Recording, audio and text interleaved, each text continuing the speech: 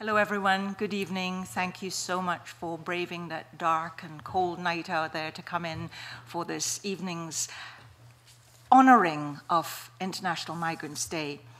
As you notice, we're starting a little bit late, but that is because these sort of meetings are not able to start until business in the chamber has finished. And so they've had a long afternoon of it in there, and we are now able to proceed. So thank you for your patience. Could I just remind everyone to please turn your telephones off? Because we don't want to have ringings, because just in case it disturbs somebody in the middle of flow and they forget what they need to say, that somebody could well be me. So please do that. There will probably be people taking photographs. If you do not wish to have your photograph taken, please indicate, wave when they're doing it, and make sure they stop. And also, the conversation, the microphones are being recorded really for our own interest. And if any of you feel, because it's already recording, if you feel that you do not want your contribution to be made, to exist, even, please do come and let me know, and I'll make sure that that happens, okay? It's really just for an audio recording of this, and if anybody objects, please. Fire alarms, I'm not sure what happens, but they will guide us. Oh yes, we've got lovely Audrey from the events office staff who will be helping us if anything happens, and she will be there to guide us if there were any situation that we need to. Please do come in. Let's see, I think that is really all the business that is really quite important.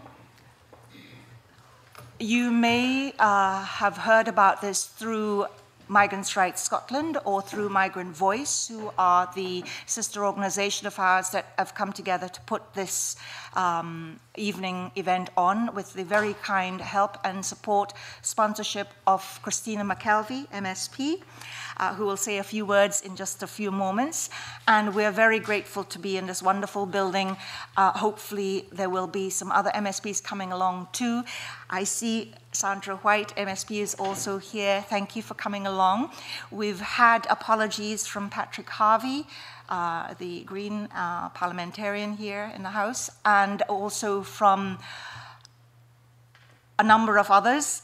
Suddenly it's gone out of the memory, but we thank all the parliamentarians for their interest and support continued over the years and into the future.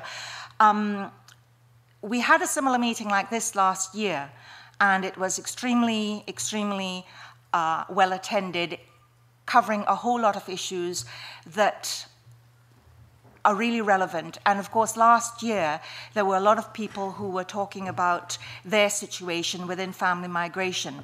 Immigration rules have changed every few months, maybe even every week within the UK government, and it's very confusing, it's very difficult, people's lives are extremely hard, and so much so that some of the people who were here last year may now be out of the country because they've had to leave, their families may be split up, parents might be completely separated from their children, and these are largely British citizens. So you start wondering, what is the issue here? Why can't British people live here in the country of their birth? Anyhow, I'm sure you've all at some point, because you have shown the interest to come here, you know about a lot of the issues. I really don't want to talk and take any more time, because what we're here to do is to listen to a whole series of different views about immigration policy in the UK, and also to consider components of the white paper that the Scottish Government put out not so long ago, a couple of weeks, and to maybe bring those discussions together so we can have a really open and frank,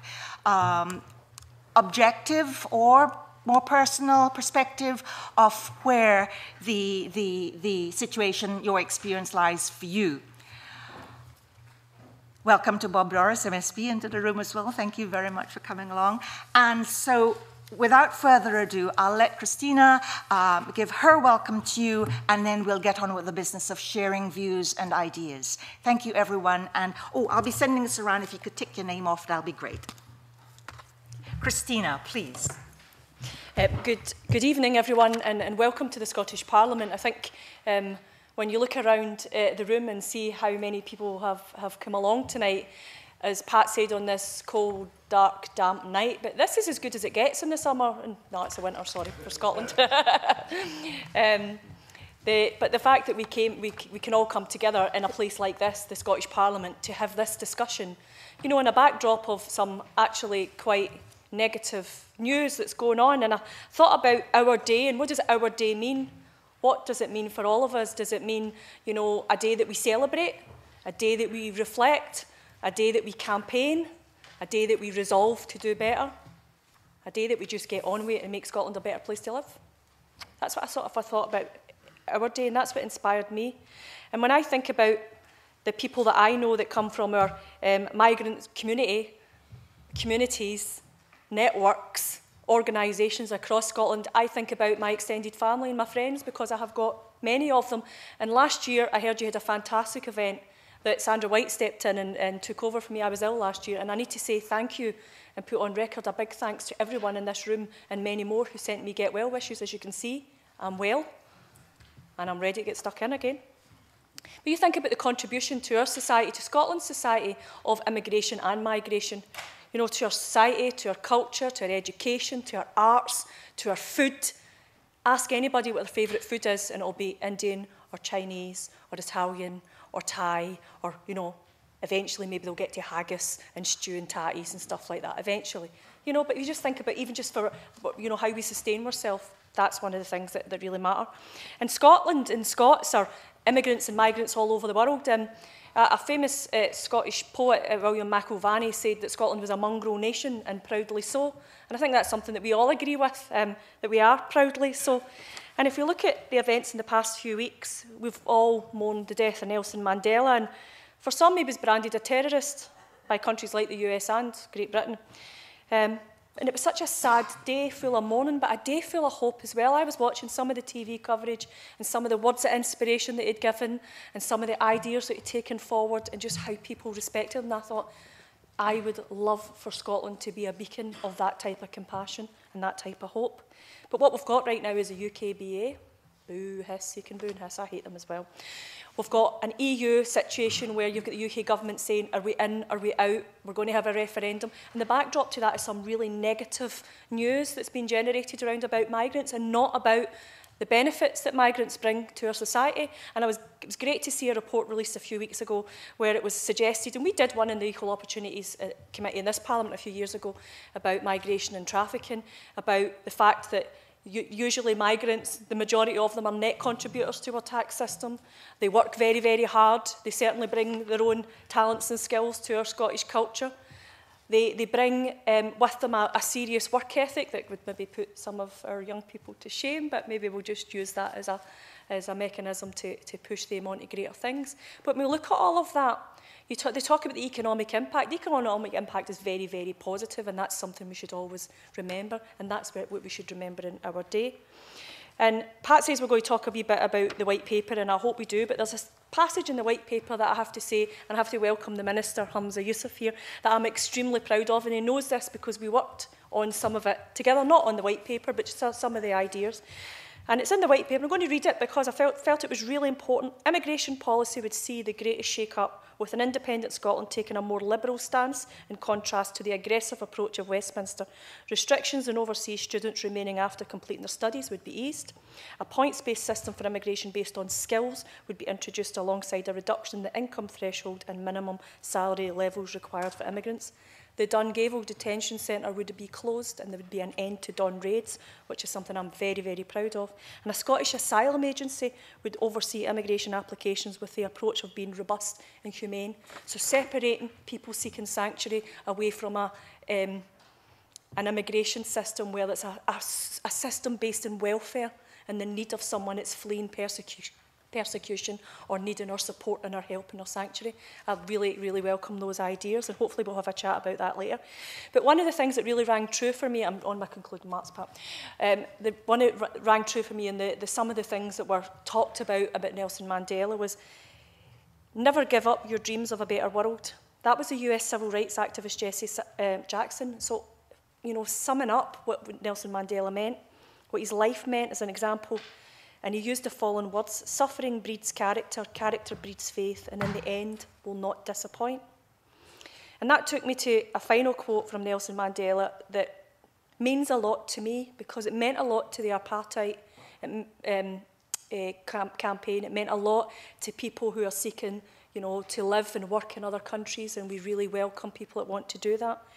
But it was to be free is not only to cast off one's chains, but to live in a way that respects and enhances the freedoms of others. And if we can, between me and the Minister and many others here, and I thank Sandra White and Bob Doris, my colleagues, for coming along, if we, you know, in Scotland, whether it's our party or a cross-party, which I hope it would be, bring together a Scottish constitution where we enshrine those freedoms and we welcome every single one of you to come and live and work and contribute to Scotland, then I think we will have our day, and our day will be a celebration. Thank you. Thank you very much indeed. And indeed, welcome to the Minister this evening, who will be with us towards to the very end of the programme. Just to say that we have in the room people from Inverness, from Fife, and from East, West, North and South of Scotland, covering a series of different sectors, from the private sector, academia, of course, non-governmental organisations, third sector groups, and so on. So a broad range of people. We'll take the speakers first and then afterwards questions, and we'll explain later about how to work the mics and so on.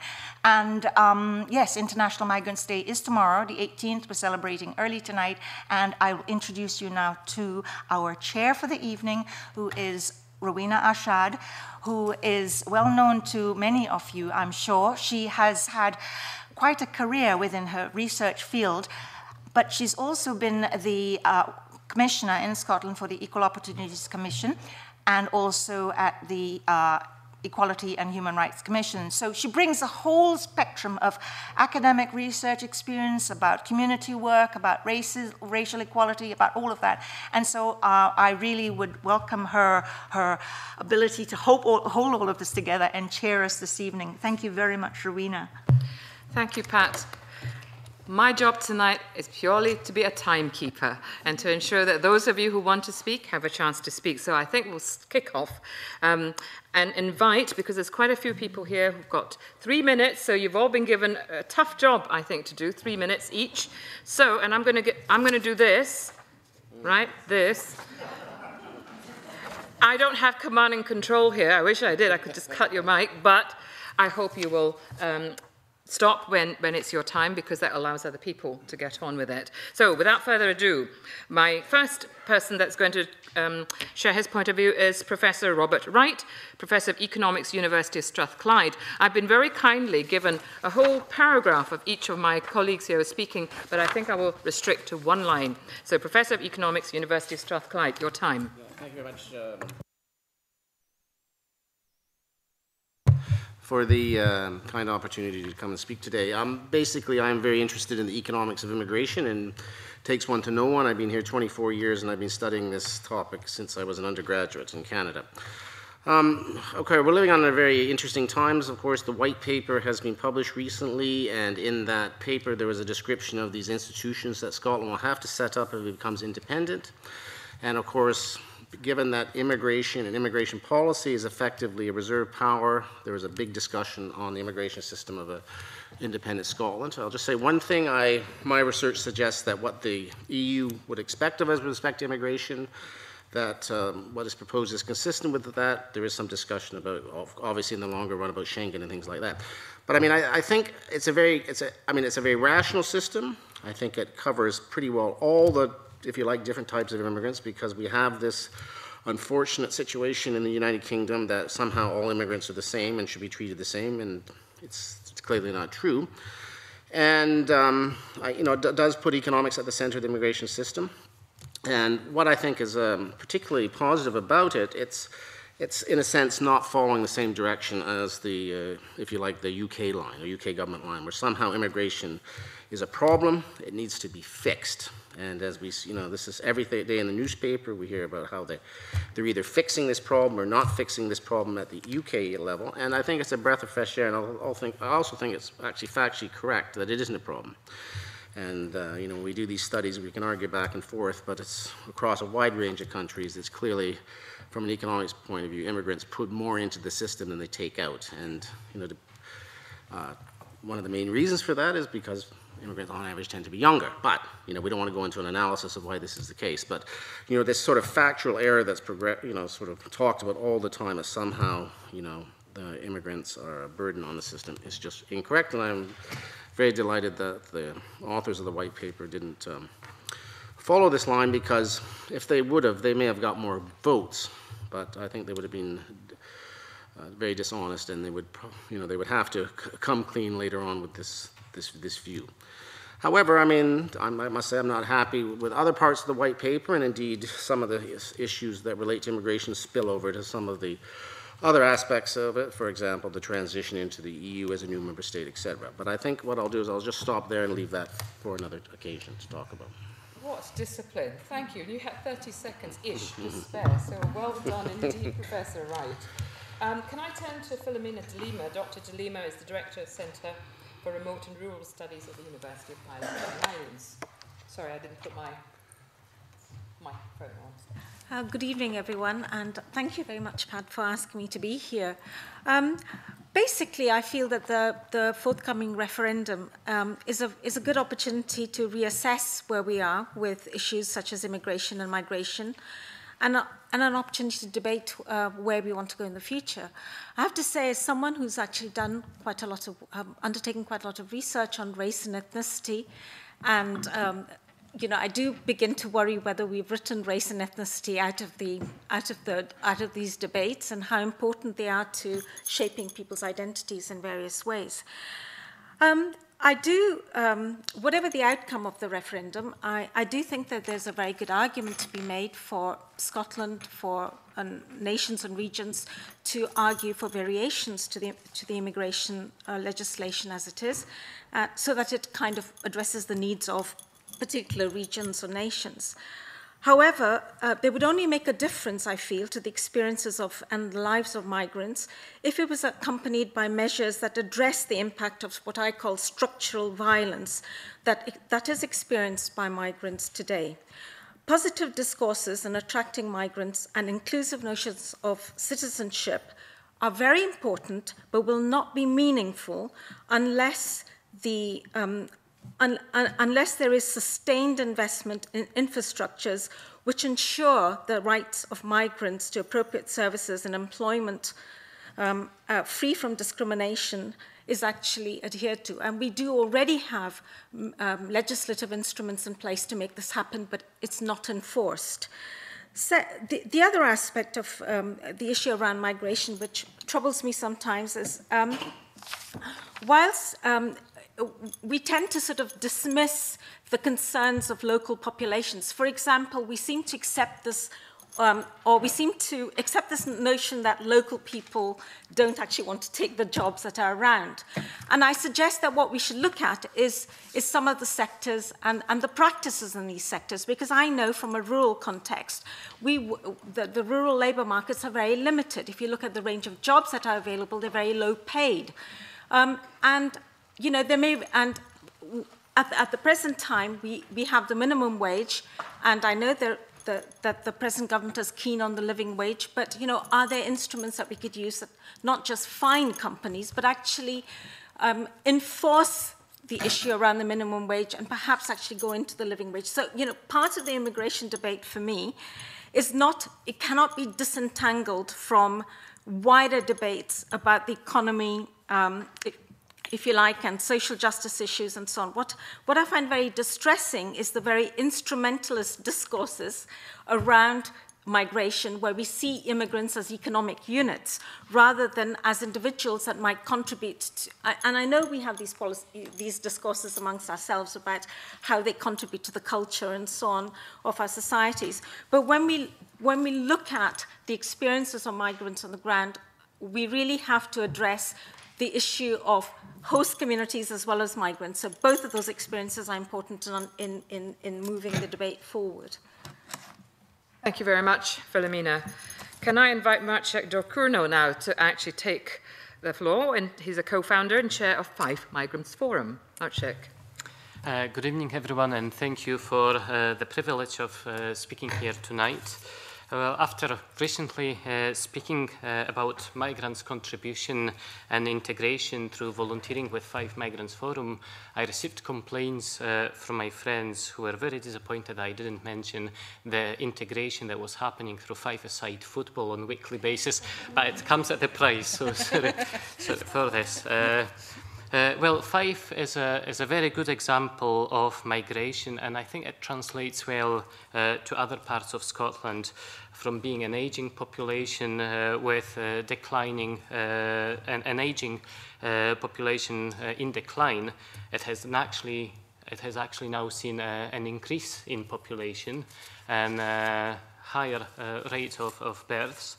We have a number of companies that we have spoken to within our activity as 5 Migrants Forum, and those companies openly admit that they would no longer be in existence if it wasn't for the hard-working migrants.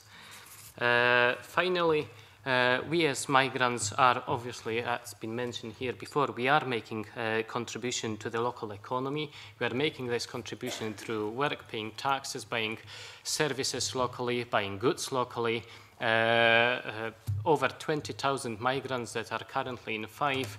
We reckon that through those 20,000 migrants, we are contributing probably around £6 million a week to the local economy in 5. So it's quite a contribution.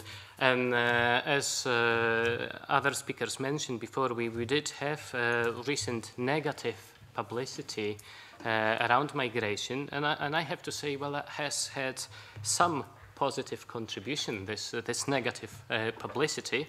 This is contribution of politicizing migrants and encouraging them to take this step towards active part in political processes, because I think what we have all been guilty as migrants from different parts of the world, that despite of having rights to vote in different elections, depending on where we come from, we haven't quite used that right so far. And what can be noticed now, I think it's been encouraged by this negative publicity, that there are different initiatives that are being developed across the UK, and I can mention EU Citizens Vote, which is one of them, or Vote Głosu, which is kind of specifically aimed at the Polish community that I'm part of. Those initiatives are looking at encouraging migrant community to vote, in particularly EU migrants, in the forthcoming European elections and in the Scottish referendum and in the local elections that they have right to vote. And I think if we look at the European elections in particular, if we look at probably that the turn-up was quite historically quite low, the contribution of migrants into the voting could actually have quite a big impact in terms of how this voting goes. So it's going to be interesting. Thank you. Thank you very much, Maciek. We move now to Twimukye Mushaka, and I will say a wee bit more here, because Twimukye's work and her experiences are one of the 10 migrants of achievement, and I want to point to the engaging pictures exhibition, photographic exhibition, all round, but also at the back, and I'd invite people to actually take time to actually look at the exhibition later. You are, of course, a volunteer with Migrant Voice, and it is in that capacity you're here tonight. So over to you. Well, thank you so much. Today I'm wearing the hat of the Migrant Voice, but I actually wear so many different hats. Sometimes it's challenging to define who I'm representing, but nevertheless, let me not take off some of my minutes. It's a pleasure to be here, and I want to add my voice to those who acknowledge the welcome, the support the Scottish Government gives to migrants against all odds in terms of the negative publicity that we often face as migrants, especially usually fed by the media hype about migration during the economic recession, as competition for jobs and challenges with public past resources being cut. The tension at community level has been much harder, and actually there's been more evidence of migrants experiencing crime and harassment as a result of those kind of challenges. So while we celebrate the positive contribution, we also need to address some of the negative aspects that we encounter, including, challenging the public attitude. The other point I want to, acknowledge is the fact that recently the Minister launched the New Scots Refugee Integration Strategy. As one of the people from the refugee background, obviously, we see that as a continued commitment by government to support refugee integration. But we would also like to call upon the government to look at a wider and broader integration strategy for everyone, whether in terms of access to jobs, in terms of access to political processes, as someone has just mentioned. And if you ask any migrant, whether a refugee or an asylum seeker from a Commonwealth country, they would have a right to vote, but they have not necessarily engaged with the political processes. And that's one of the challenges where we need to have resources to engage migrants so that they can make use of their votes. The other challenge, obviously, is the question of how we engage in terms of the challenges between the labour market discrimination, as mentioned earlier, and the gap between the rich and the poor in terms of access to low-paid jobs or higher-paid jobs. I think I would not be surprised that the majority of migrants tend to take low-paid jobs, even though we have a living wage, and not every local authority, for example, in Scotland has taken a living wage living wage as part of their principle. So it's incumbent on the policymakers to make a living wage more mandatory across the board, particularly where the private sector is involved, and making sure that they actually provide that support, because most of our people are engaged in those kind of low pay. Someone has mentioned about the contribution of the late Nelson Mandela, and because I work in poverty, I would not leave this platform before you give me a pointer. Nelson Mandela, in the Make Poverty History campaign, he said, "Overcoming poverty is not just a gesture of charity, it is an act of justice. While poverty persists, there is no freedom." And I think as long as we continue to keep migrants and other people who are trapped in low pay issues, while others are swimming in the gravy of so much money that they don't know how to use it, then that freedom really is not there, because we are not participating at the same wavelength. And finally, emphasizing the point of migrants being able to articulate the issues that they face themselves, I want to quote the late A.D. Roberts of the United States of America, and he said, "If others speak for you, you lose the greatest part of the argument." And I think we need to have more migrants, whatever background, whatever form, being able to engage with the political processes, being able to give evidence where policy is not translating into practice, being able to offer the solution, because we are not necessarily a problem, but we are part of the solution as well. Thank you very much.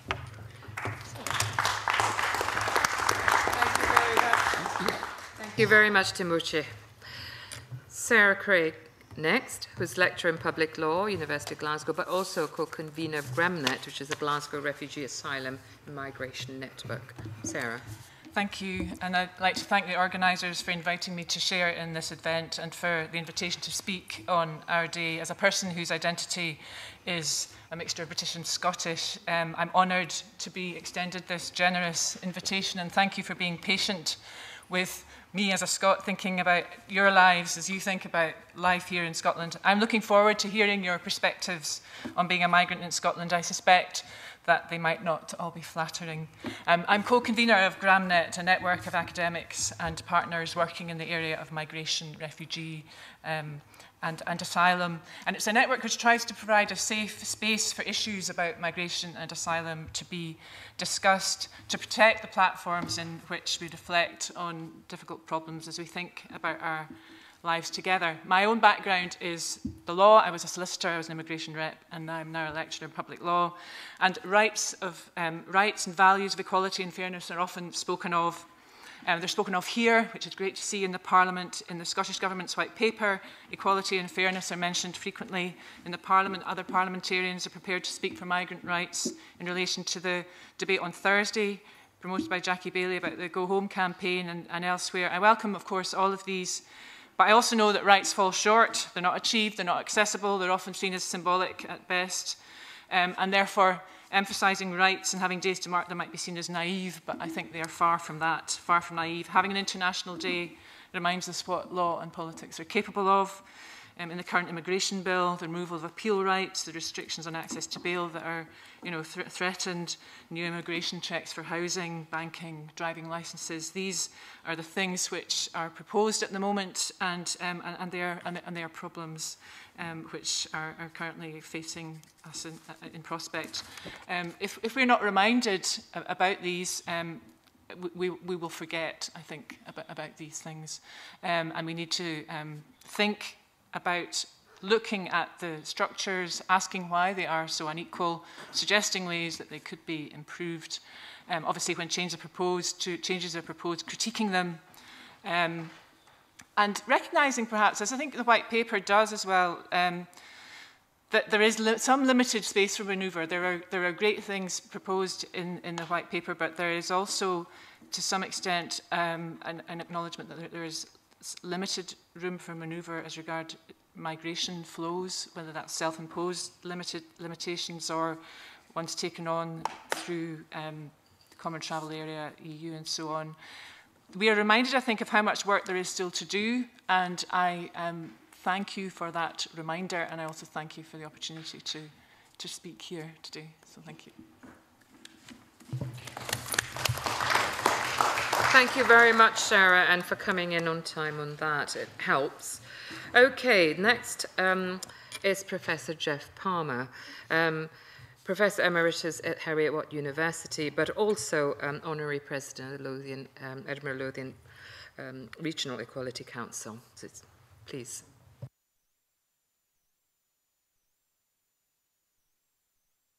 People know me as somebody who talk about race relations, but I'll talk about industry tonight because I've spent 40 years as Professor of Brewing and Distilling at the Heriot-Watt, and therefore I was responsible for producing students and for doing consultancy for the brewing and distilling industry, which is a £10 billion industry, if you add both together.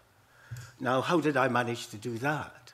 After arriving in the country in 1955, when I was 14 years and 11 months, not being able to read properly. And I would say, I don't have the time, but what I would say is that, and my mother herself couldn't read and write. The point was that I had to go to school because you couldn't leave school until 15. But my position was based on not just ability, how academic I was, or the potential, nobody knew it. But because I usually say I didn't run into people or any person who did want me to fail. In that sense, I was lucky. And therefore, I don't believe that one's career should be based on luck.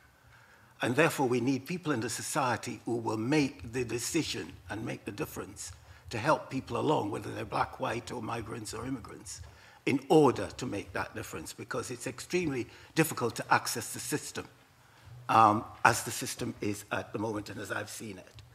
Now, finally, there are two giants of Scottish literature and, in fact, business. One is Adam Smith, and what he said was that, you know, self-interest is everything. You don't make money from benevolence.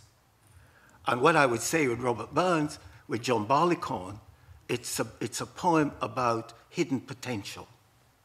And it is that potential Byrne recognized that a barley corn will lead to a £6 billion industry today. And therefore, as far as immigrants are concerned, or anybody is concerned, it is the difference that you can make, you who make decisions, can ensure that somebody with potential can, in fact, contribute. And I remember one of the chaps who abolished slavery, what he said when he abolished emancipation. He said, with a little bit of talent, but with hard work, tremendous things can be achieved. Thank you. Jeff, thank you very much for that. Our final contributor from around the table here at the moment is Christina Boswell, Professor of Politics at my university, University of Edinburgh. Thank you very much indeed. It's quite difficult to speak after such a moving contribution from Jeff. My contribution is probably more prosaic. I'm a political scientist, so I'm going to just briefly touch on some of the political aspects of the current debate. And I have the sense that we're at quite a crucial juncture in the debate, UK-wide at the moment, because on the one hand, we have this very virulent anti-immigrant discourse south of the border emanating from Westminster, Whitehall and the UK mass media, while up here it almost appears to be, as with many policy areas at the moment, almost appears to be a haven of progressiveness. I think that comes across in the white paper and the aspiration to a more liberal immigration policy in the event of Scottish independence. Having said that, I would introduce a note of caution, a salutary note. Having studied UK and European immigration politics and policy over the last 15 years,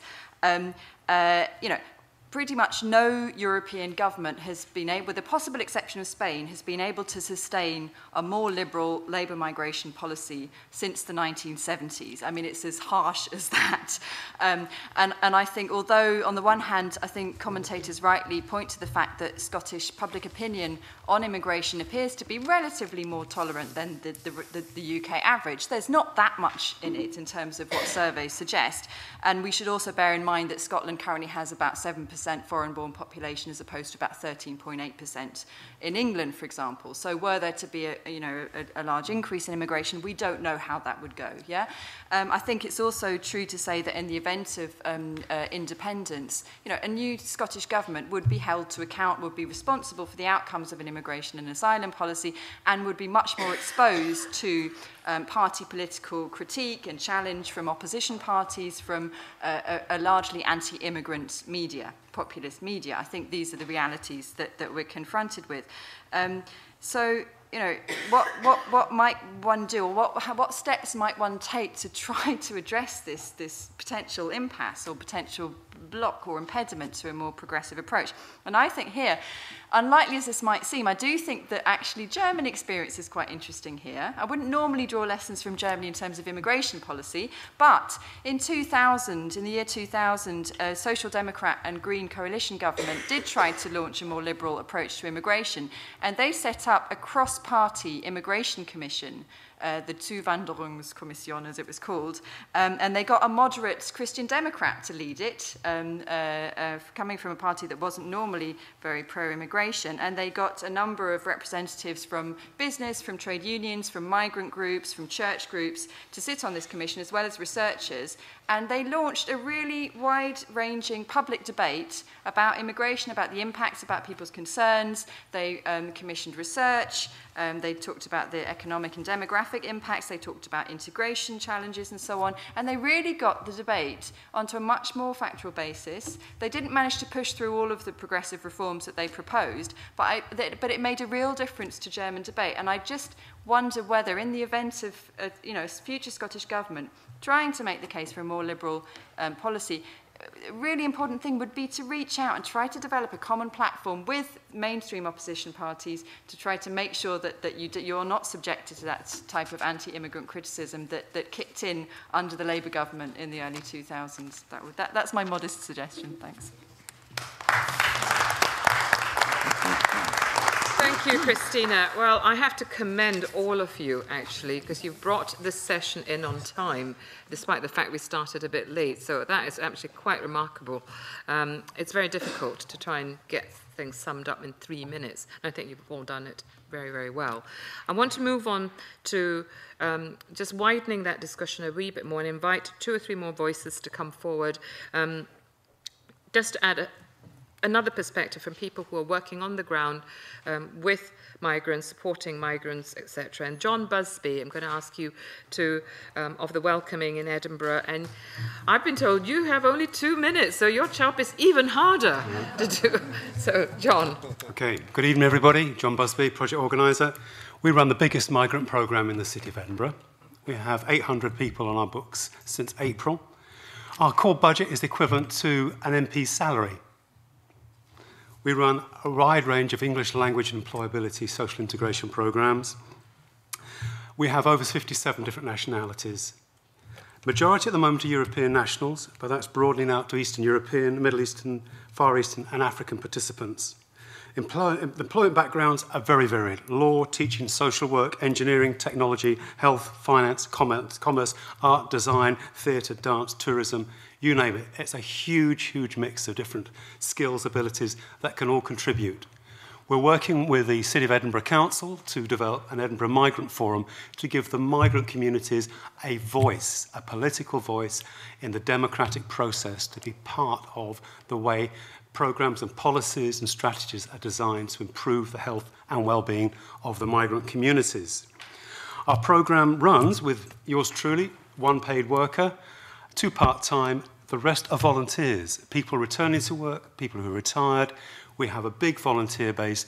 The programme itself enables people to come directly to us. We don't advertise, they come by word of mouth, the internet. The classes average about 250 a week. The programme runs about 48 weeks per year. The programme covers about 40 hours every week, English language for employability, social integration, volunteering opportunities. We aim to get people fast-tracked. We get them started. The majority of people that come to us are focused, they're ready, very keen to work. They need assistance and guidance and that opportunity. We turn nobody away. We do have big classes, but there's such a huge demand. Our budget every year is very precarious. We are currently and constantly fighting to continue. We are hoping to get further backing from Edinburgh City Council, who do support us, and we're also looking to the government. That is the welcoming. Thank you. Getting increasingly impressed, actually, the way that these colleagues of mine are able to round up within 3 seconds. That's excellent. But thank you, John, for that. Graham O'Neill? Is Graham here? Hi. Graham. Yes, there's a microphone over there in the middle. Graham, he's from the Scottish Refugee Council, and you are responding to the immigration bill. Well, firstly, can I apologise for being late? I've got the public transport to blame for that one. But just to say that my name's Graham O'Neill and I'm currently working with the Scottish Refugee Council. And as you would hope and expect, we take a very close interest in the immigration bill that's currently getting taken forward at Westminster. And we very much interpret the immigration bill as the latest example of a very hostile environment to persons that are seeking, no more than seeking their right to asylum within the country, within the current constitutional settlement in the UK, and as well as having knock-on effects in relation to other migrants, persons who have been given status under the Refugee Convention, as well as visible minority communities. So we're very concerned about the immigration bill, but we're trying to be realistic about, you know, where we can affect change. And one of the ways that we think we can affect change is to very much work with partners in Scotland, because Scotland, as has been touched upon, has very much a different political culture in relation to immigration and asylum, and we're really trying to harness that. So we're very concerned about some of the health and the housing implications, are the provisions in health and housing in the immigration bill. We do think that they are in the legislative competence of the Scottish Parliament. Of course, we can't say that definitively, but we suspect that that's the case.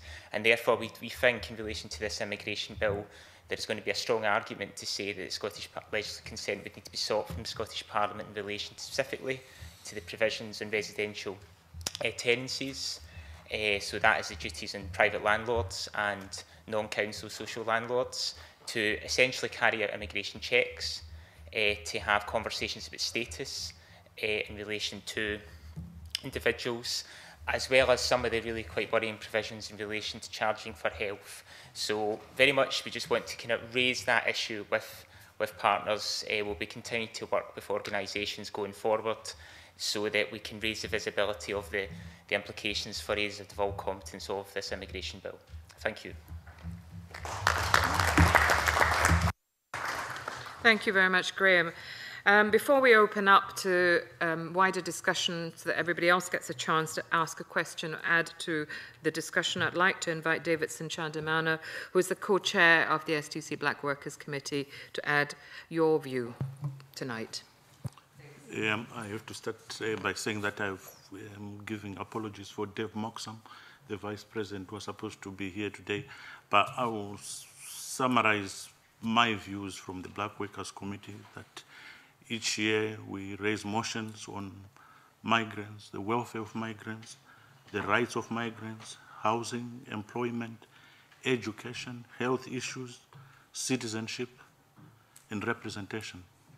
And after many years and gray hair, I think we are not advancing very much.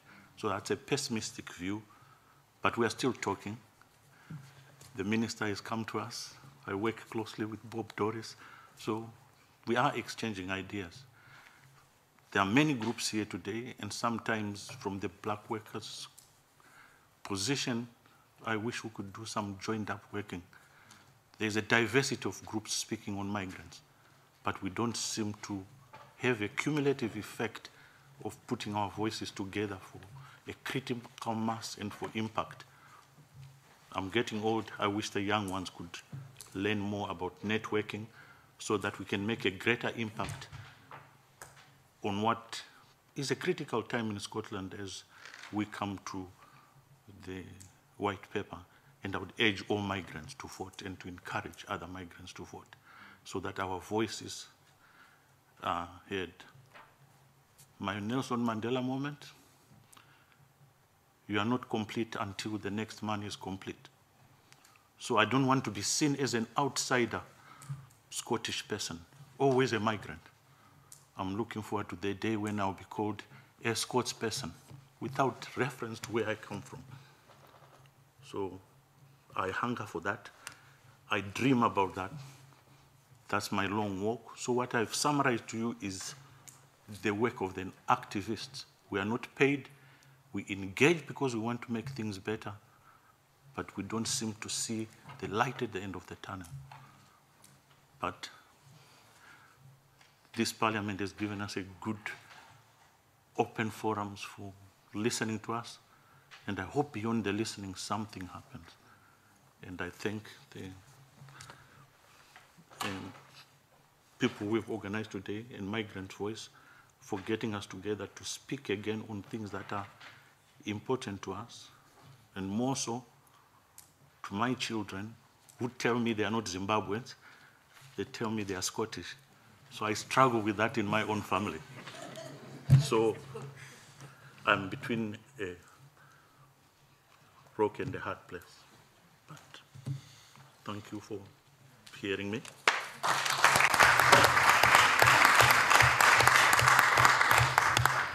Thank you very much, Davidson. Well, it's open to us now for anybody. You've heard quite a lot. There's been a lot thrown. And in fact, I'm very pleased that it's being recorded, because if I was a policy maker, which I have at times been, I think you actually, by listening through the recordings, you've got your action plan pointers and targets. So, Chair, before we take any questions, Chair, can I just acknowledge that we have additional members of the Scottish Parliament amongst our midst, and say thank you very much, John Finney, for coming along, and also Linda Fabiani, and our very own person of migrant origin in the Parliament at the moment, Christian Allon. Thank you for joining us. Thank you. We had apologies from Richard Baker. I finally remembered. Actually, I had to look it up on the phone. He couldn't make it tonight, and Patrick Harding came and very early and made his apologies. Annabelle Ewing as well. So thank you, everyone, and let's have the discussion. Right, what I'm going to do is there's that microphone in the middle there. If you're not sitting by a microphone, please, in the same way that Graham came to that microphone, do come, ask the questions. If you could perhaps say who you are, because that would be helpful. Ask a question or add a comment. Now, if you want to add a comment, I will actually impose the 2-minute ruling on you as well, just so that we get more voices around the table and for this evening. So the floor is yours. Does anybody would like to ask a question? Please, Sandra. I'll lean over here at Sandra White MSP, and thank you all for coming. It's very, very successful. Thank you, Christina, for that. The first thing I wanted to do was to mention Helen Eadie. I think it's very important. Helen, who passed away just a few weeks ago, Helen and I have worked closely together, and we were actually talking about a conference for Migrants International Day, and in the process, along with the Minister, to arrange that as well. So I just wanted to put that on record. Very sorry at Helen's passing, and we would have been arranging a conference for International Migrants Day this time this year, basically, or next year. Hopefully, maybe someone else will be able to arrange it. One of the issues that I wanted to raise, and the Minister's here, maybe he can pick up on it even as well, is the fact that people I met here last year, some unfortunately have been sent back because their partner, the American couple, you may remember, their partner did not earn enough money to keep them here.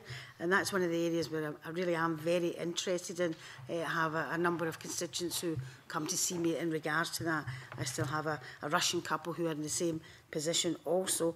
And I know you mentioned the white paper that we were looking at that prospect. And I think we should be highlighting that more. The talent that's came from other countries obviously boosts the economy, but it's also the humanity part of it as well, where you know, a couple, a family are separated, and the wife and the mother have to go back with their young baby simply because their husband is not deemed to be earning enough here. I mean, it's inhumane, and regardless to human beings, never mind the economy of it. So that's an issue which I think I would like to pursue even more, and certainly, you know, basically the white paper, we're looking at that, but I think we should be highlighting that aspect more, the inhumanity of it as well, that splits families, you know, straight across. But that was all my comment. Thank you. Thank you very much. I mean, you suggested that since the Minister was here, he might wish to respond. Were you asking a question, or were you wanting to make that comment? Minister, are you happy to respond? Yeah, I mean, thank you, first of all, for the invitation. I know I'm going to say some closing remarks, but I mean, the only way to respond is to say I entirely agree. I mean, I was at the event last year, and it was hard to not get a lump in the throat when you were hearing some of the stories that were being heard. I think it's an abomination that families, and the case of Les that you mentioned there with the American wife partner, then having to choose whether or not to stay in the country with his daughter from his first marriage, or whether or not to join his wife in the United States because she was no longer allowed to stay here. I mean, what a choice to have to make between your wife or your daughter, and it is an abomination, and it is simply highlights absolutely what is incorrect with the system, because it's not based on logic, it's not based on humanity, but it is based on a ideological drive, which is alien to us in the Scottish Government. So nothing really to add other than, of course, I agree with my erstwhile colleague. Anyone else, please? Yes, come please to the microphone. My name is Monica Lee McPherson. I'm the chair of the Chinese Association in the Highlands and Murray. I would like to ask the Minister, why is it that a lot of our Chinese people up in the Highlands, they are waiting for decision, and they were told to sign up every week at the police station, and lo and behold, a few weeks or a few months later, after the interview down in Liverpool, they was detained by police. And they was told, police was told to detain so-and-so when they come to sign up. So I think it's quite unfair. People are doing what they are told, and yet they were penalized. And then driving those who want to do the right thing into the ground. So I just want to find out why the UK border has to be like that, penalizing, not doing their job because they are 27 years behind with the cases, some of them not even opened, and people who are doing their job or doing their duty to sign up or report to the police, and they are just the easy target, getting picked up and sent home. Okay, thank you very much, Monica. I'm going to invite Minister to make a short comment on that, but I don't want this to turn out to be a Q&A of the Minister. It's unfair. So a very short comment back, and I think this is an opportunity for us to be actually thinking about a different Scotland is possible, an alternative, what we should be doing. So I'm sure that people will use the opportunity to try and, try and get Minister to respond to this and that. But actually, there's plenty of time after. But let's a very short comment, Minister. It's okay. I mean, it gives me the chance to put the boot into the UKB. No, I'm just kidding. Actually, the UKB, I think, might be here, actually, so they can probably respond on this. I should say from the offset, Monica, that we don't control immigration policy, as you know. So the reason why, I have no idea. But again, I would say the fact that you have a system that has at least a 500,000 case backlog, that has not just 5 years, 10 years backlog, but decades of a backlog, shows you exactly why we need control of the immigration system here, because we can run it more efficiently, more tenuously. And at the moment, it's just continuing to be backlogged to the hilt. So yes, you're having people who are doing what they're meant to be doing. We value their contribution, particularly of the Chinese community, but actually, as has been said by every speaker here, of migrant communities that come here and being punished for just doing what they're meant to do, to me seems ludicrous. I'm more than happy. I'll give you my contact details at the end, and also my colleagues here, for those specific cases that you want to bring forward to me. Of course, we're happy where we're able to try to raise that with the UK government. But to me, again, it just highlights what's wrong with the system. In terms of Chair, to help you in order to conduct this, I'm more than happy after my presentation to take Q&A if there's time. So maybe people, and I'll also be sticking around at the event afterwards if people want to get me one-to-one as well. Thank you very much for that, Minister. My friend, you wanted... Hello, my name is Mizan Rahman. I'm a Equality Engagement Officer. I work for Edinburgh and Lothian Regional Equality Council, and I'm an impact here of one of the policy. I come to Scotland, and I lived here as a fresh talent scheme, which taken by the previous government. And after I complete my study from Stirling University, I started living here, and still I'm here. So one of the point, maybe there is a one issue, and we all know about the income threshold. So one of my opinion, so until the independent decision make, why not Scotland as a parliament make any interim arrangement with the Home Office, so that some of the issue can be resolved within this time, so that some of the justice actually made. That's my alternative option or suggestion. Thank you. Thank you very much. And now quite a few hands going up, so over to yourself first and then to you at the back. So, thank you. My name is Twimukye Ume. 3 years ago, I championed the campaign for fair fees for migrant rights and migrant families. And what we kept collecting signatories then was that for an average migrant, well, we must know that there are almost like two sets of migrant groups now, the economic migrant and the refugee and asylum seekers migrant. The economic migrant would be one of the ones you had talked about. And in that case, one of the challenges, and that's for me, what has happened in the past 5 years is that every 2 years, I spend an average of £4,500 to apply for visas, to renew my visa for the next 2 years. And I have to keep another £6,000 in an account fixed somewhere to show that I can feed my family. And I wonder how many people can afford to do that, whether it's actually reasonable or whether it's something that is doable. But what is happening and what that had contributed to is a lot of these migrant economic migrants who actually should contribute to the economics of the place where they live, is being a mercenary, taking the approach of a mercenary, that you pay and therefore you have to get back what you're spending on. And that's a very wrong attribute to build in a society.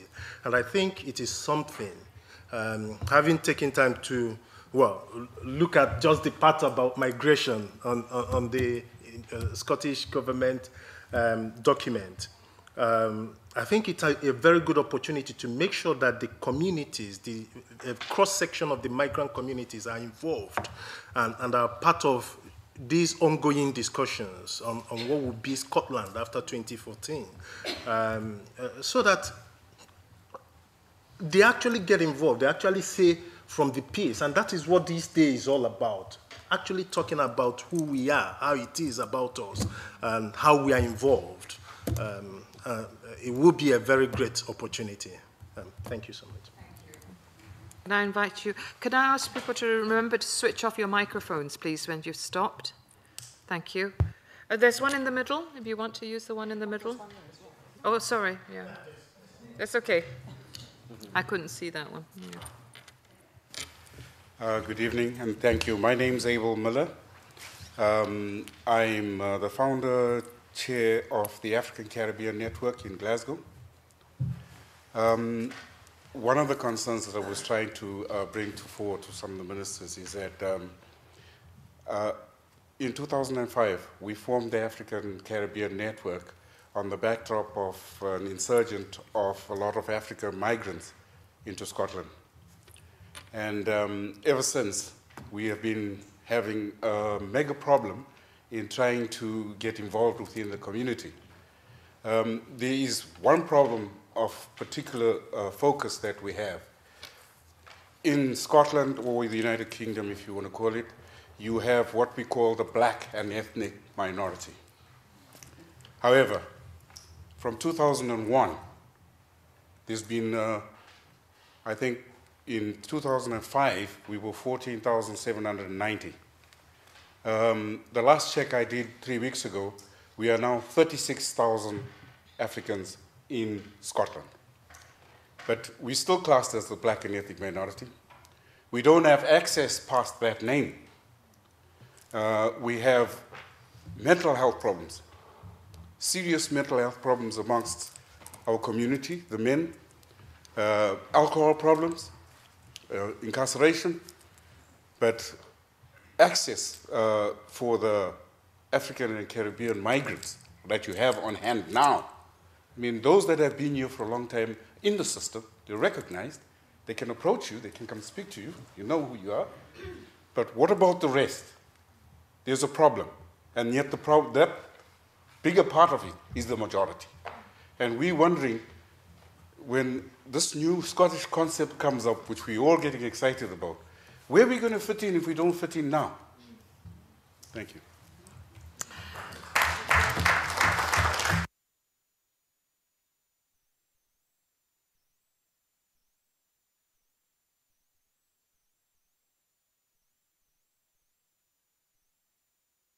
Scots person rather than where do you come from?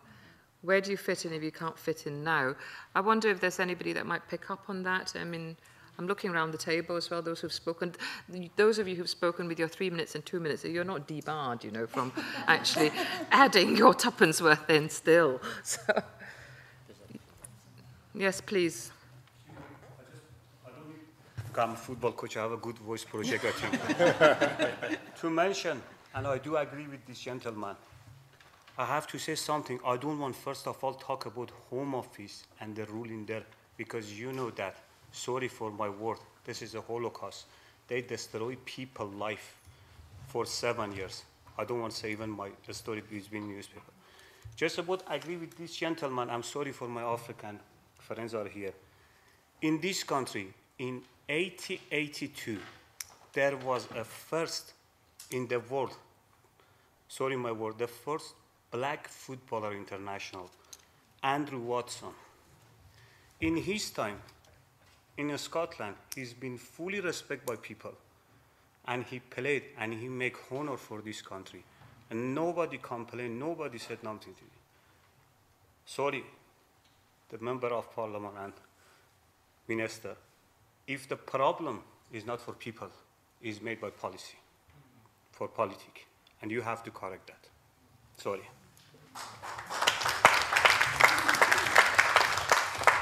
Thank you.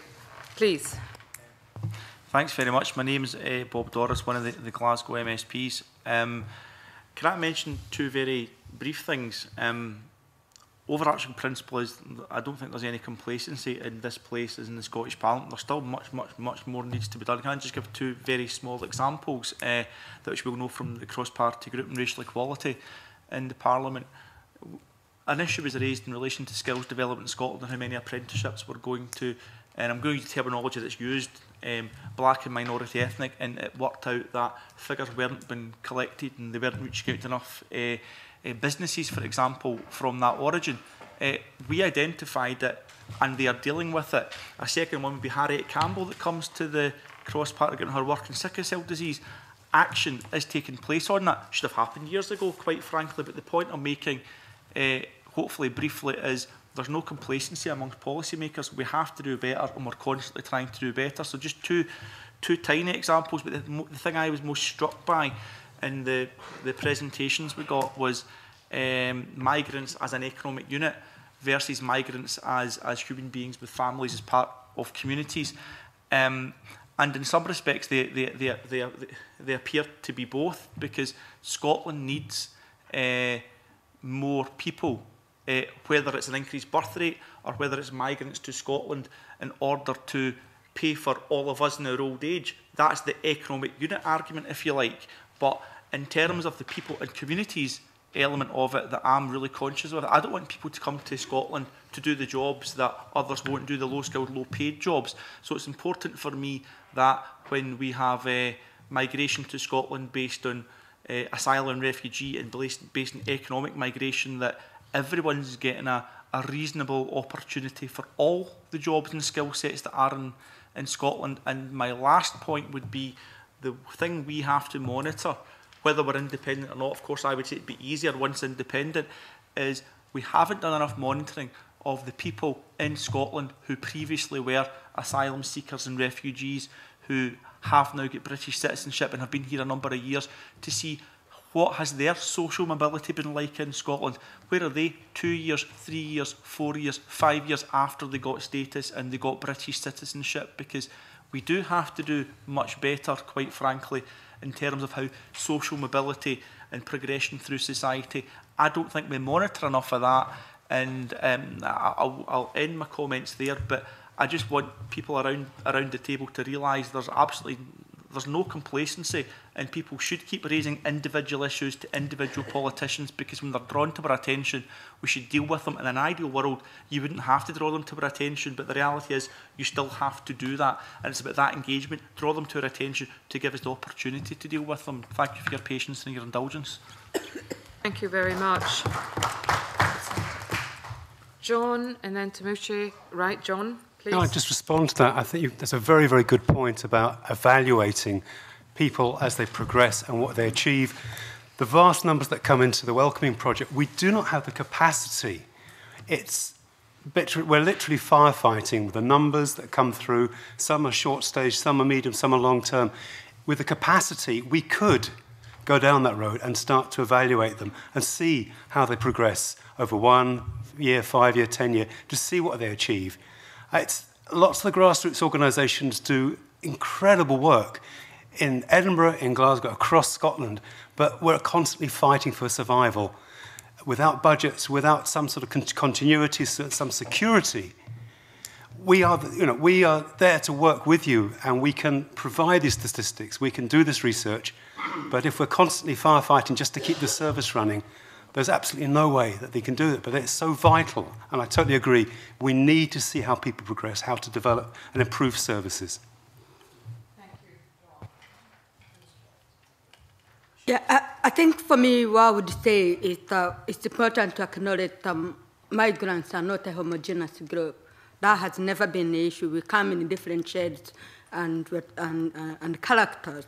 But what is important for purposes of service delivery and making sure that we are meeting the needs of the people, then we need to have those parameters that allow us to reach certain groups that are not reached by virtue of their own identity. But at the end of the day, when we are all together, that we should be seen as one community, but with different needs and issues. Because I'm also from a refugee background, again, I need to highlight the fact, and I have always been quite concerned about the distinction between refugees and asylum seekers. For me, all of us who came and left our countries by virtue of persecution, we see ourselves as refugees. The term asylum seeker is a term that has been designed by the UK government to distinguish those who have so-called passed the test, and it's good to say this when Sarah is here, and those who are deemed not, due for protection. And I think it's important that we think about the Scottish future, that distinction, which tends to dehumanize people who are vulnerable, people who feel that they are not accepted. You will always be the outsider, even if you eventually get accepted. I can say from my personal experience, I spent 7 years fighting the system, and up to now, there are certain times when I really feel the outsider. And believe you me, I hold a British passport, but I cannot sit down and say I'm a Scottish girl because I have been subjected to that exclusion for a long time. So we need to think about that in terms of what that means. And finally, before I leave this microphone, there is the whole question of the discrimination faced by people from the so-called third country nationals. And that refers to people from Africa, those of us perceived to be poor and therefore not needed in any form or format. But we need to acknowledge that even within that continent, there are skilled people, there are doctors, there are nurses, there are, the restrictions placed on them in terms of the European immigration policy is unbelievable. And why that is the case, beggars belief in as far as I'm concerned. But I really need to let you know that as we think about the future in terms of supporting migrants who are third country nationals, there is a specific mileage that we need to travel to make sure that they receive the same support and inclusion like everybody else. Thank you.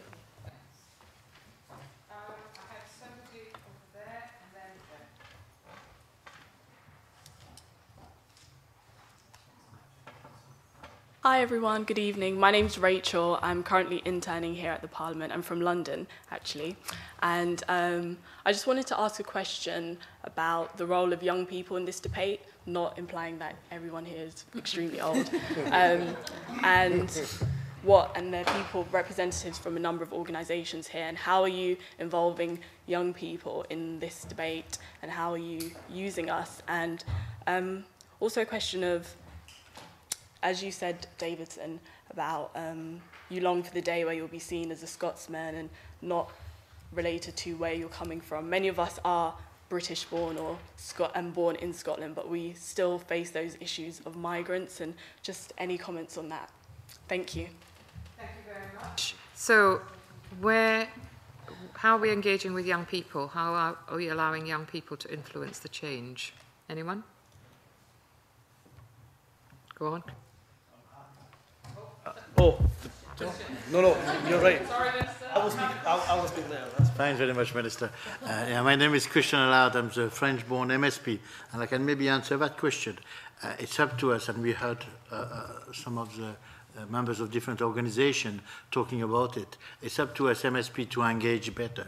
And particularly this year coming in 2014, I think with a great opportunity to engage with the migrant population, particularly the youngsters.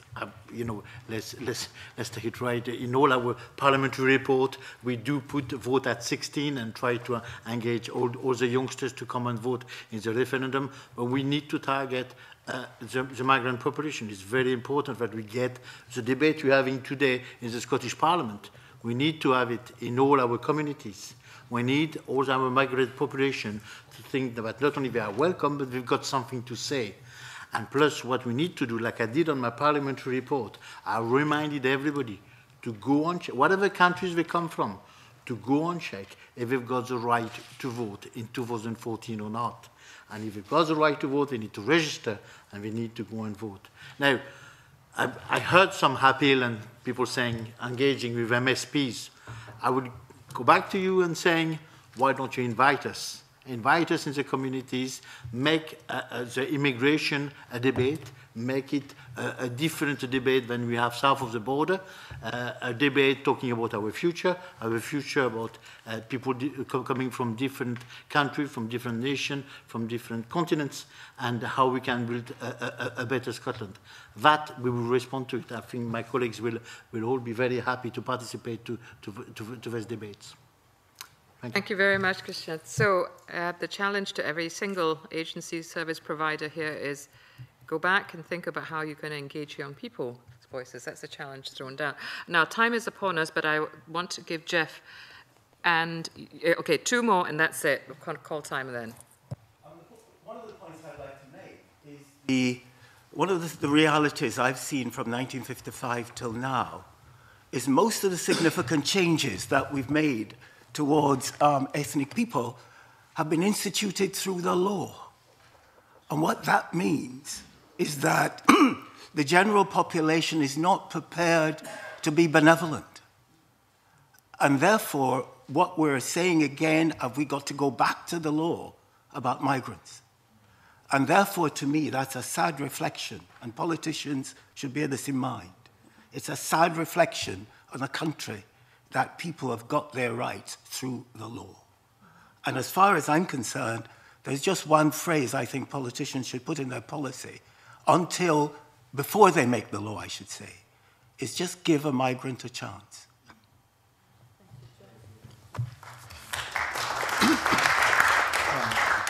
Yeah, I'm Jason Bergen. I'm a trustee with Migrant Voice. And I welcome, actually, lots of things that have been said, but on the last point of engagement, it's unfortunate Sandra's had to leave, but last year at this time there was a proposal made and that was followed through over the summer to have a migrants conference of some sort or some sort of engagement activity, because for a lot of organizations, including I'm here as a volunteer tonight, we don't have staff in Scotland. We're a small organization, but Pat Elmsley from Migrant Rights Scotland has been doing this work for a number of years and there's no staff. We are reluctant to apply for funding often because we see the service delivery organizations that need it much more than we do. But it does cost time and effort, and we're happy to have a group of 50 people in Glasgow, mostly migrants, who come together once a month and do things, and do photo exhibits, and do activities, and learn to speak to the media, and learn to speak to politicians. But let's go to the next step and let's do that, because for years I was involved with Migrant Rights Scotland, Scottish Migrants Network, which was a forum set up to help the new Europeans. Twimukye and I and others did this, set it up because we thought we need to talk to each other and learn from each other, and it will cost less money if we do this because we're not recreating the wheel. That organization never had any money. We managed to cobble together a conference once a year with help from the Scottish government. But these kinds of things, to do them, it does take capacity and it does take effort, and I admire the work of the Refugee Council, and I worked with refugees for years, and I've worked abroad with refugees, and I think it's very important. But we also have to look, as Twimukye said, what about the rest? And how do we engage with those people? And it has to be, Scotland has been, and I've been happy to work and live in Scotland because it is different than England. And it is good in One Scotland, and these kinds of campaigns that have been done in the past are good, but they need to move on to something more, and it's more than just that, and here's a chance to do that. We would be happy, I'm sure Pat and I and others here, to have discussions around what does this mean for this next year, but also what does it mean generally to engage. The population of migrants is growing in Scotland. There's 2 Canadians here tonight, I don't know if there's more, and we choose to be here and we choose to stay, but we also need to be engaged with, and there's lots of volunteers here who are willing to do that, but we need a bit more.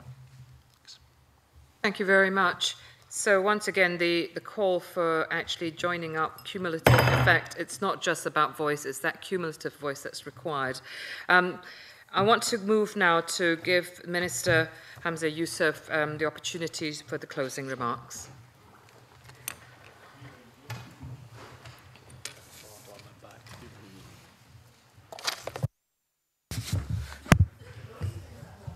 Yes, usually I wait to be heckled before things are thrown in my general direction, but Chair, ladies and gentlemen, friends, good evening. It's a great pleasure to be here and to be able to provide some of the closing remarks on this occasion. I thought the contributions were fantastic, and I guarantee you nothing that's been said has been lost. I mean, we're taking notes, and we want to continue that engagement, but I would echo Christian's plea. Keep inviting us, keep engaging with us, keep talking to us, because that's the only way that we'll be able to address those concerns. And my thanks to Pat and to Christina in particular for organising and putting together today's event. Is this the second, I believe, International Migrants Day event? I was here last year, the first one. This is year number 2, and I'm very delighted to have a whole raft of MSPs who are here, all from my party, actually. Well, and one independent, too, I should say. So I'm delighted that they're all here as well. I know the contributions have been fantastic. They've stuck to time. I'm going to ruin that probably in my contribution, but I'll do my best to stay in the 5 minutes. I'm hugely proud of being the son of immigrants. It's never anything that I've ever shied away from, never anything that I've ever been worried about, never anything that I've been concerned about. Hugely, hugely proud. But like all of the stories that we've heard today, my father also, when he came here in particular, contributed greatly, as did my mother as well. Both my parents were not leechers. They were not burdens to the state. They were not here to take.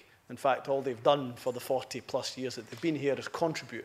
Even to this day, my dad continues to employ local people, has done in his small pokey office in the south side of Glasgow in Pollokshields, 12 members of staff that he now has, but he continues to employ and has always continued to employ. But more than that, quite rightly, as was said by Philomena and then by others and reiterated, his contribution has been more than just economic. He's produced some great children. I would say. But on top of that, he has contributed culturally as well as socially as well. So very, very proud to be addressing you as a Minister of the Government, but more so as a son of migrants myself.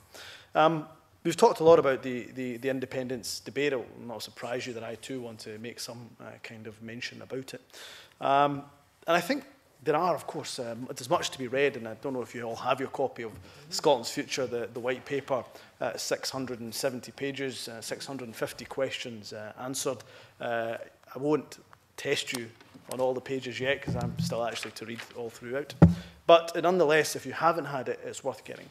Although it goes into incredible amounts of detail, fair to say it's a blueprint on what kind of country we want to see.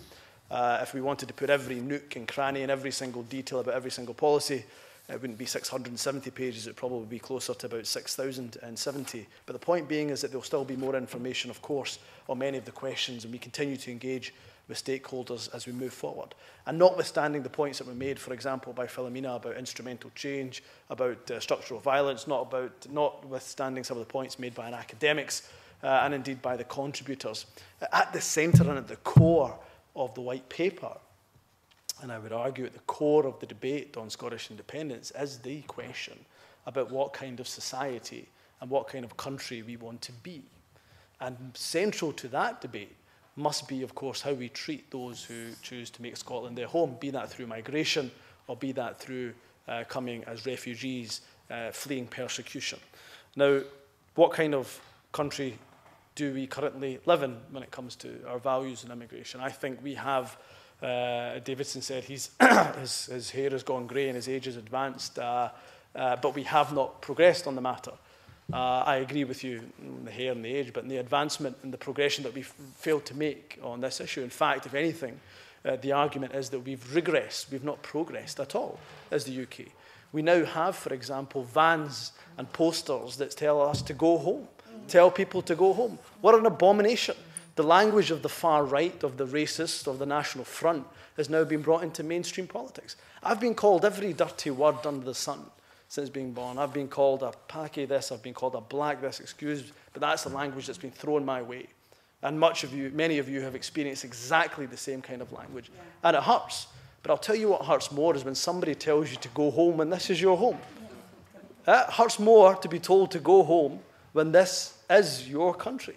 So why should we have to put up with that kind of level of debate that's currently ensued in the UK? I don't think we should. And I don't think Scotland is inherently better. I don't want to overplay. I don't think so. Of course we have intolerance. Of course we have racism. Nobody says that the white paper or the vote on independence will be a magic bullet. Of course there will still be problems and changes and difficulties, but in difficult times or in challenging times,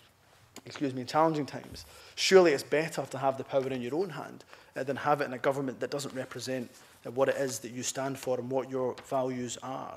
So we have in this document, we would encourage everybody to read it. It's online, it's available. You can order your free hard copy, etc., etc. But certainly in there, we have made clear what our intention is in regards to immigration, and also in the separate issue of asylum as well. You'll find it on, for reference, page 267 and then 491 in the questions and answers, if you don't want to have to read through all of it.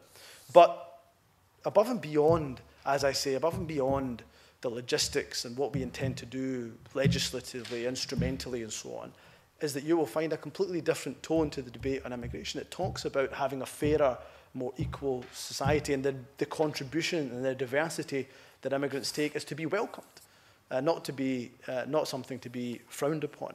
What we aren't doing, and what I believe unfortunately is happening in the UK, is appeasing and appealing to this this right-wing agenda, this UKIP agenda that seems to be overtaking the UK government. That's something that I don't recognise up here at all. In fact, the UKIP just had to disband their whole Scottish party just a couple of weeks ago, and hooray very much for that. I agree as well. But we want to be positive and welcoming in terms of our tone. The immigration system that we put forward in the paper is one that meets our needs. Yes, some of those needs, of course, are economic as well. So we talk about the introduction or reintroduction of the post-study work visa, Mizan, to take your question. And I thought the point you made was very well made. You know, can we interact with the UK government to get an interim solution? No would probably be the answer, because we try, yes, to engage, but it is, if I was to say I was banging my head against a brick wall, that would be an understatement of the highest order. I mean, we attempt to get as much flexibility within the immigration system as possible, and it is flatly denied. In fact, we wrote to the UK government about immigration and restrictive immigration policies, and the universities, Scotland, the umbrella body for all the universities, signed that letter, and in fact, we had no movement on it whatsoever. But we want to reintroduce this post-study work visa, is what we talk about. We want to bring salary levels in line with what is a Scottish salary level. We want to, of course, on the family migration side, which I'll touch upon as well, we want to do things better, and we also want to have the ability to have geographical variation within our immigration system as well. And yes, it's where we have the power to do things, we should do them with the system that we have now.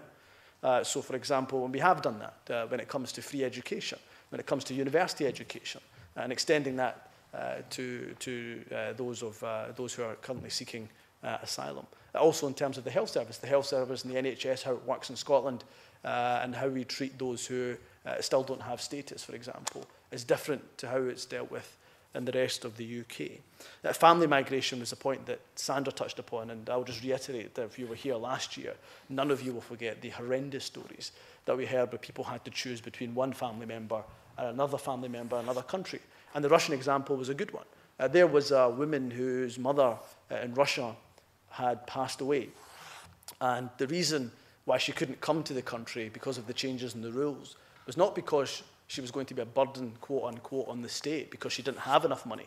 It's because she had enough money that she was told that she should stay in Russia, because she could take care and she could be funded and have personal care. So even though this woman had become widowed, no longer had any family in Russia, and she was not going to be a quote unquote burden on the state, she was going to have no need for recourse to public services. That was the reason that she had to stay alone and not be able to join her family, her only daughter, here in the UK and Scotland. A ridiculous policy. So we would be, and I've put out a press release today, actually, if any of you happen to check in the Scotsman, you'll see it being in that paper, that we'll be more welcoming when it comes to family migration, and that we believe that families and young people in particular, bringing young children to Scotland will help with that population difficulty that we currently face.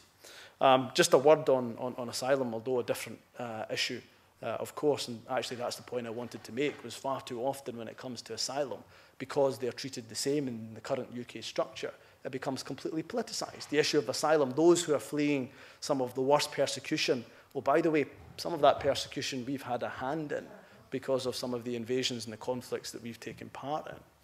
Well, because they're fleeing that persecution, somewhat they're treated the same way as migrants and those who are looking to come here for economic benefit. That is an incorrect way of doing it. So we believe in separating the asylum issue, and we believe in not only in separating it, but having a humane system of asylum, where we close down Dungavel, a toxic detention centre, as it's become. We don't do the policy anymore of dawn raids. We no longer allow people to become destitute in our watch. We give them support from the moment they arrive, not to the moment that they're given status or they refuse status, but from the moment that they leave this country, so that not a mother, not a woman, not a man, not a child will have to be suffering any destitution whatsoever. So these are some of the policies. I think it's important because Gerard and a couple of others made the point that they need to be realistic about the change that we can make. But frankly, I'm not happy and I'm not content and I'm not happy that we have to just tinker around the edges. And you have to ask yourself the same question. Are we happy with the way that the current debate on immigration is going and on migration is going?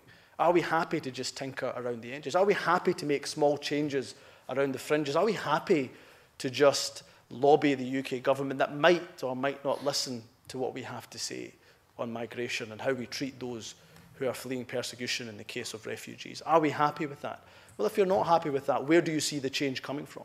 If you see the change coming from the UK government, then fine, continue to pursue that with the UK government. Let's continue to have that discussion. Of course, the Scottish Government will continue to have those discussions. Or do you see the change more likely to come from this Parliament, from those not just of my party, but of those of all parties who I believe speak in a different voice on the different values that we have for those who come to this country and positively contribute? And if you believe that change comes from here and will come from here, then I believe that you have no choice but to vote yes in the next year's referendum. But I'm more than happy to continue to engage in the debate. I'm more than happy to take questions and answers after this, but I'm more than happy to continue to have questions and answers. I think throughout the next 10 months, you'll see this paper and the discussions on this paper continuing throughout. But also, everybody's had a Nelson Mandela moment, and so I too must have one of my favourite quotes of all time. And we've said how difficult the current system is, and sometimes even how difficult it is to get change.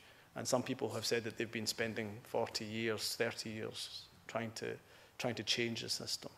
And next year we have that opportunity, and sometimes even that opportunity looks difficult. But Mandela, the great man himself, said it always seems impossible until it's done. So it may seem like it's difficult and it may seem like it's impossible, but perhaps it will be done. So thank you very much, and I'm happy to take any questions.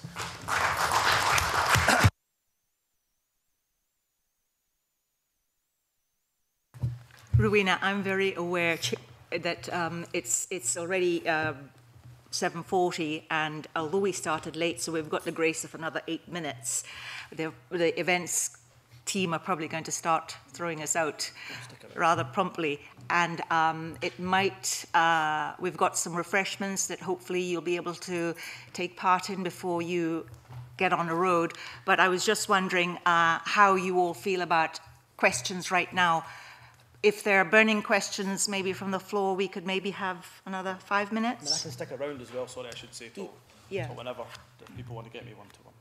I think, Pat, if we actually just give an opportunity to see if we've got one or two hands with questions, because the Minister has actually offered to take some questions. So let's try and do that, and we'll keep to time and still have the opportunity to have refreshments and to look at the photographic exhibition. So anyone at all? Yes, please.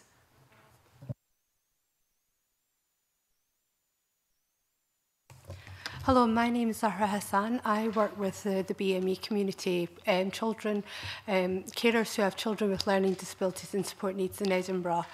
And what I'd like to say is, with the politicians and that, just to have a voice within the media. The media plays a big role in the issues, you know, why policies go through, why people are so, you know, against different communities that don't bond, don't go forward.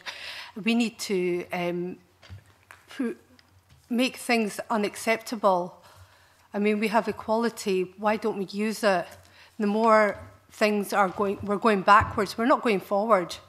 And all I would say is we need to have a voice and a stand just to make a start. Thank you. Thank you. So thank you for that. So the media, I mean, that's been mentioned several times as well. It's the power of the negative imagery that comes. Is there another question? Because then I'll allow the Minister to actually answer both at the same time. Am I allowed to have a... Only very briefly. Only very briefly, yes. I think everyone sitting in the room probably did take on board a lot of what everybody has said, and so many differing opinions have come in, as well as different difficulties that people are experiencing. And it comes across to me that a significant thing is, why have things not changed? How are we going to ensure that they will change with a change of government or not a change of government? Because things can't go on the way they have been going on for 30-something years. The Davidson's been around and I've been around. How are we going to make this change? How does the white paper actually bring up, how does the proposed future of Scotland propose to actually achieve results when, for so many decades, the UK administration has not? How are we going to overcome discrimination? How are we going to make a difference? How are we going to stop just legislating with policy and not in reality? How are we going to fit into the communities? How are we going to belong? We are not the problem. We are part of the solution. That thing about hearing our voices, involving us, I mean, genuinely involving us. How are we going to do that? Okay. So there's two aspects, Minister, media and from aspiration or rhetoric to reality, I guess. But it's better to be asked in another forum. Zara, I mean, I agree with everything that you say, and trust me, if I had any control over the media as a politician, I'd be in a good place. But I mean, I take your point most definitely. And in fact, you know, I mean, every time we do something, Professor Wright, I should say, when I made this point, he made this point that immigration and talking positively about immigration is not a vote winner.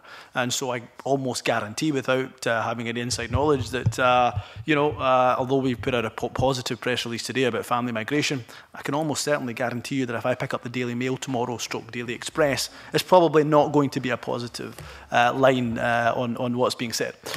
So, yeah, I entirely agree. What I would say, though, what the only the only thing that I would urge you to do is to also reach out to the media. I don't know, your organisation might well do, but I've always found that there's elements of the media who really would be happy to take more content and positive content from the black minority ethnic communities, and they really would like to do that, but they don't know how to get the inroads in. And so, I mean, I'm happy to give you contacts, and I think you have my details, but I'll give you them again.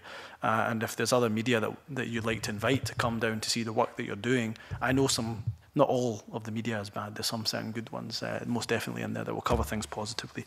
So I agree with what you're saying. Pat, I think you make your point very well. And the central way the white paper addresses it is that, look, if you want to make the change, then you have to have the powers by which to make that and facilitate that change. At the moment, you know, it's been said by person time and time again, although things are not perfect here, we do have a difference in our approach, particularly in this building, in this parliament, to immigration and to those who are seeking asylum and refugees that come from fleeing persecution. We do have a difference. Now, how do we make that change if we don't have the power in our hands by which to facilitate that change? And so you have to, first of all, have the power. The second thing, in terms of discrimination, etc., well, how many people are going to change their minds about immigrants and refugees if all they're told from politicians is that these people are scourgers, that they should be capped, that they're a burden on society, and that they should go home? Now, that change is not going to come because the political rhetoric is just inflaming it even worse. My suggestion, my genuine belief, though, is that if the political rhetoric, and I believe most wholeheartedly that from the Scottish Government the rhetoric is different, if that rhetoric is different, if it is positive, then we are talking from top down, then hopefully that will have a trickle effect. Now, will that make things overnight suddenly better? No, of course it won't. I mean, independence is not the cure for all our difficulties, and nobody ever suggested it was. We're not all going to have sunshine, singing Kumbaya, holding hands, milk and honey and all that. Never has anybody suggested that will be the case. But what we do say is at least having the powers to be able to make the difference is key and it's vital.